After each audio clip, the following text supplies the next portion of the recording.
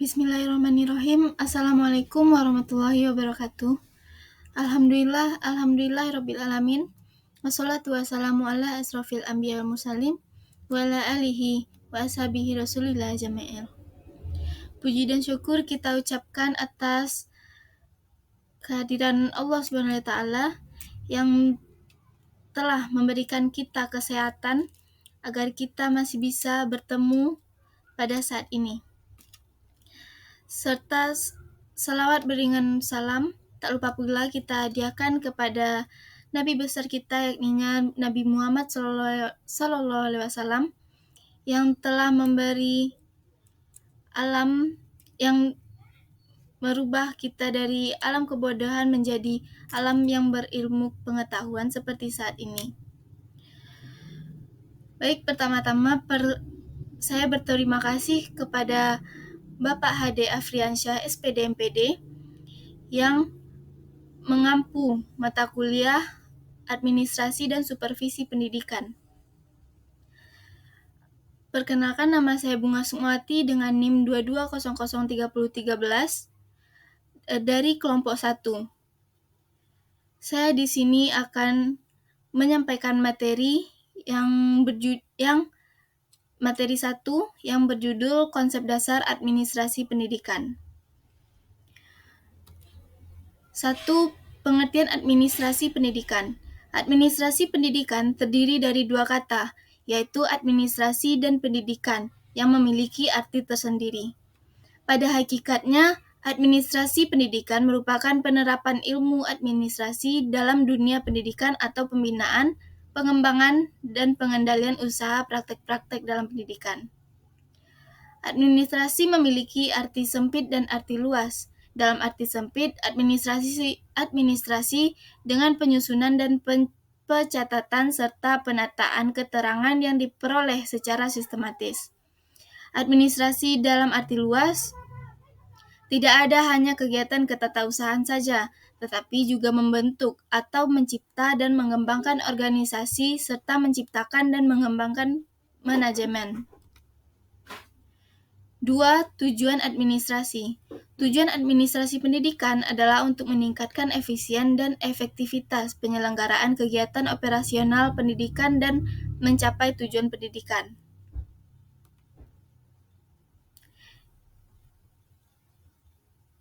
B. Fungsi atau proses administrasi pendidikan. Administrasi beserta fungsi-fungsi adalah suatu proses perorganisasian dan pemanfaatan sumber daya untuk meraih tujuan. Adapun penerapan fungsi-fungsi administrasi dalam dunia pendidikan, di sini bisa diringkas menjadi perencanaan, perorganisasian, pelaksanaan, pengendalian, pengarahan, pengkoordinasian, pelaporan, dan penganggaran. Berikut penjelasan dari fungsi-fungsi administrasi. 1. Perencanaan atau planning. Perencanaan atau planning merupakan proses menetapkan tujuan dan sasaran yang harus dicapai dan mengambil sejumlah langkah strategis untuk mencapai tujuan tersebut dikenal sebagai perencanaan. 2. Perorganisasian atau organizing. Perorganisasian tidak hanya sekedar mengenali posisi, dan juga harus menyusun hubungan antar tugas dan pekerjaan di dalam organisasi tersebut. 3. Penggerakan atau actuating. Dalam organisasi yang menyelenggarakan pendidikan, pimpinan dan pengelola menggerakkan tenaga pendidik, tenaga pendidikan, dan tenaga penunjang sesuai dengan keahliannya. 4. Pengawasan atau controlling. Pengawasan atau controlling di sana terlibat pengarahan, koordinasi, dan evaluasi, juga merupakan peran administrasi pendidikan. 5. Pengarahan atau directing. Pengarahan adalah proses untuk menginspirasi karyawan agar bekerja keras dan aktif untuk melaksanakan rencana yang akan membantu mereka mencapai tujuan secara efektif dan efisien.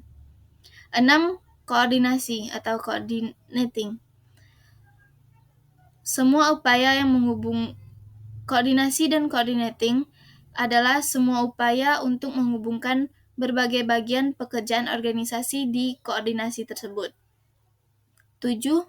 Pelaporan atau reporting. Kegiatan perencanaan, pemantauan, dan pemberian umpan balik organisasi pendidikan tidak ada artinya jika dicatat dengan baik. 8. Pendanaan peranggaran atau budgeting. Biaya atau pembiayaan merupakan salah satu aspek terpenting dalam sebuah organisasi. Karena begitu pentingnya biaya ini, dan karena kelancaran operasional organisasi ditentukan oleh biaya itu sendiri. B. Ruang lingkup administrasi pendidikan.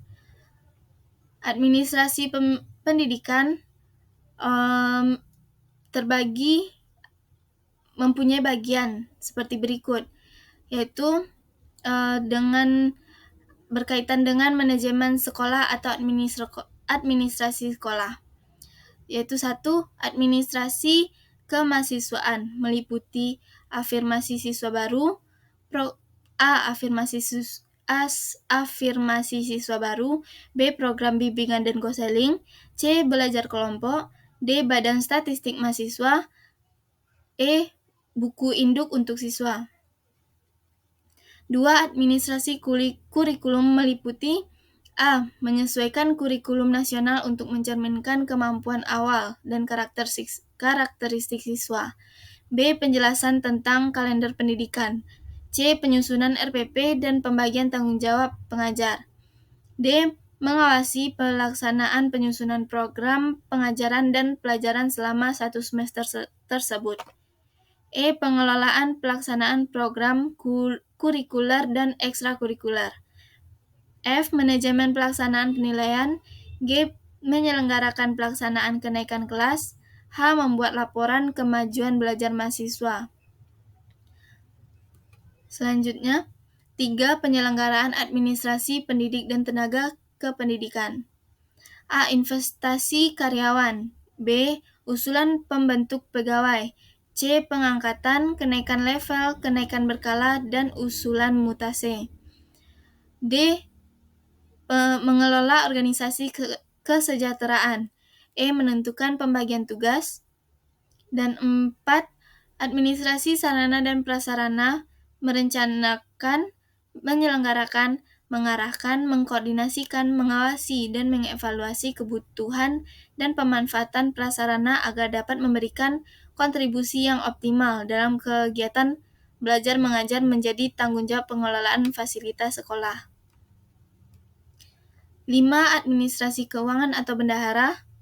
Ada pembagiannya, yaitu A. Penjabat yang berwenang untuk melakukan tindakan yang mengarah pada penerimaan dan distribusi anggaran adalah otosirator. B. Pejabat yang berwenang melakukan pengujian dan menuntut pembayaran atas semua tindakan berdasarkan otorisasi yang telah ditentukan oleh ordonator. C. Penjabat yang berwenang menerima, menyimpan, dan membelanjakan uang adalah bendahara. Mereka juga bertanggung jawab atas pembukuan. 6. Administrasi hubungan masyarakat atau humas. Berbagai tindakan harus dilakukan untuk meraih dukungan masyarakat dan meyakinkan mereka untuk berkontribusi bagi kemajuan sekolah. Baik, hanya itu materi yang dapat saya sampaikan. Terima kasih atas waktu yang telah Bapak berikan. Saya tutup dengan wassalamualaikum warahmatullahi wabarakatuh.